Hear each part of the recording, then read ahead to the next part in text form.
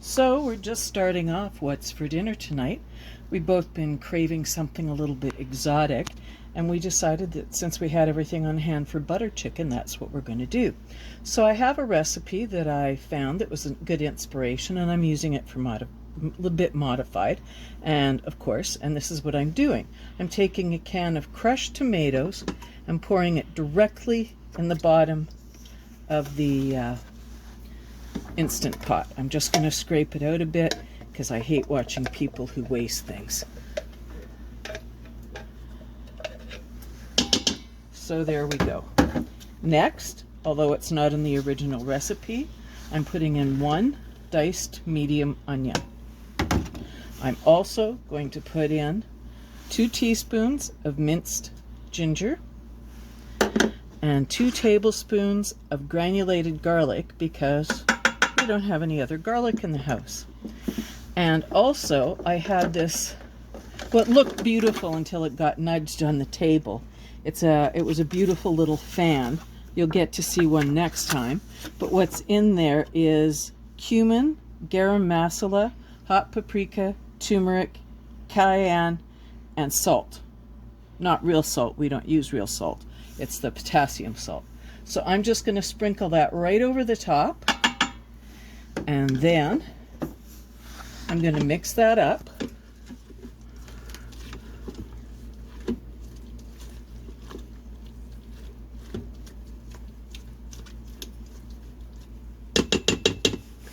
And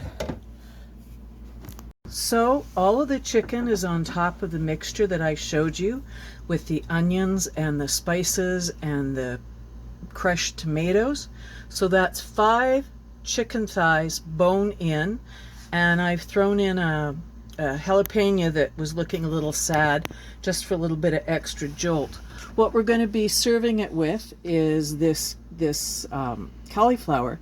Now normally, if there's not this much in the pot, you can actually wrap this in foil. It's an oven-safe ramekin.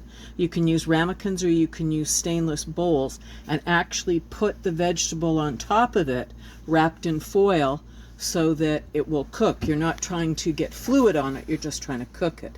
So that's what we could have done, but there's too much chicken in there. But we're at the cottage, and so everything is kind of a little tiny here. Yeah, so the top goes on. So the top will go on like that and close. And I'm going to set it on pressure for 10 minutes. And it's going to heat up and it's going to steam for 10 minutes. We're going to let it naturally release for 10, and then we're going to vent the rest of it. There it is. It's on and running. I just took the lid off, and you can see that everything's been having a good time at play in here. It smells wonderful. Yeah, no kidding. And even from back here. I'm just going to let it cool off for a bit because I have to haul out the chicken and puree everything that's in this sauce so it's nice and smooth. And then I have to put the butter in, and it needs to be cool to emulsify.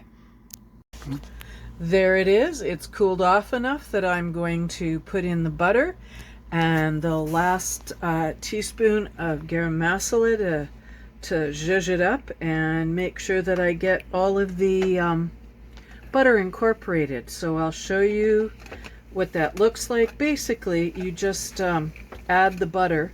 I've got the butter here in little cubes, and you just add them a few at a time because you don't want to overwhelm the emulsification process. So you don't need to listen to this emulsion blender do that. I'll just show you how it looks after. So because we couldn't fit the cauliflower in the Instant Pot, I've got it sitting in a microwave safe container, and I'm going to put some plastic wrap over it, and I'll probably microwave that for about 10 minutes or until it's the texture we want.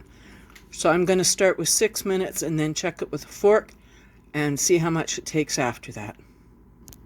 I just reheated the chicken a little bit because I was fooling around making the butter sauce, and it looks pretty good. Over here I've got the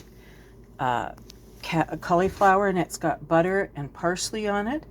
And in the pot right now, I actually have the lovely looking butter sauce. It's lovely and thick. And so I'm going to plate that out and show you what it looks like.